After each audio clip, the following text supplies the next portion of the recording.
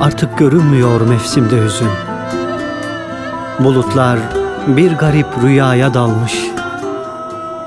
Ufukta güneşi ağlatan yüzün bir mülteci gibi tenhada kalmış.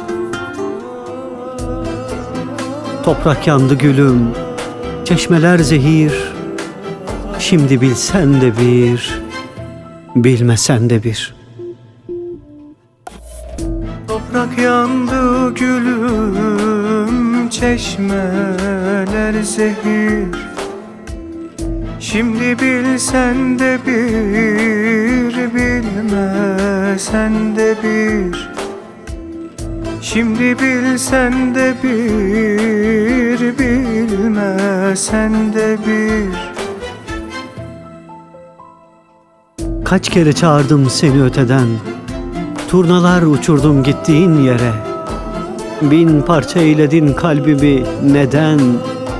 Ruhum bir başına düştü göklere. Bana tebessümle bakıyor kabir. Şimdi gülsen de bir, gülmesen de bir.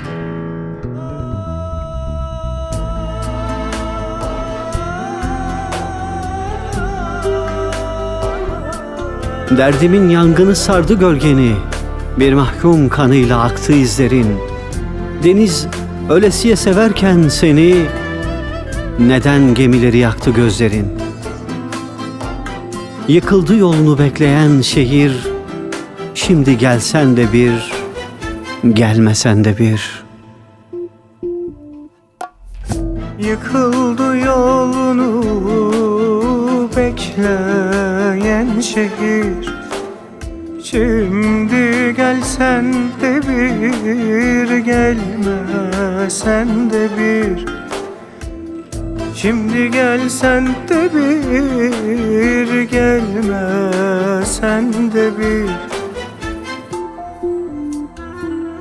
Yağmurun inceden yağdığı yerde, açan gül acıyı damıtır solar.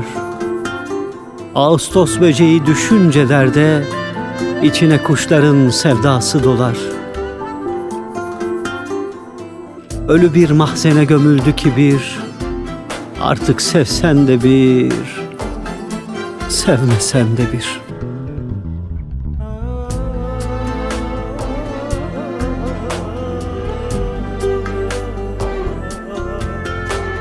Çatladı en kavi yerinden tohum, kıvılcım düşürdü sulara gonca.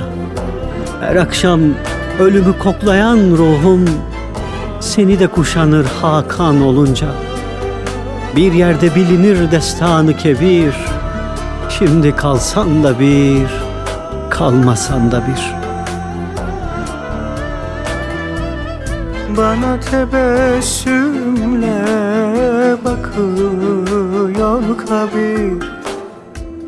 Şimdi gülsen de bir, gülmesen de bir. Şimdi gülsen de bir, gülmesen de bir. Şimdi gülsen de bir, gülmesen de bir.